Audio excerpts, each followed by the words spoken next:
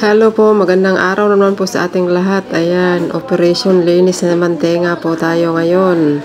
Dahil araw ng linggo, walang pasok ang aking mga anak. Ayan, maglilinis na lang muna kami ng tenga ng aming mga alaga. Kasi hindi ko kaya talaga kung ako lang mag-isa. Kailangan ko talaga ng mga katulong. Ganyan po, ugaliin po nating linisan po ang kanilang mga tenga. Kasi dyan po talaga nanggagaling yung mga sakit-sakit nila. Especially po yung mga galis-galis na yan, mga kati-kati sa katawan.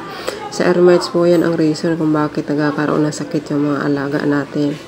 Kaya ugaliin yung tanggalin yung mga dumi-dumi sa tenga nila. Sa amin po, dahil malinis na rin naman sila, every week na namin siyang tinatanggalan.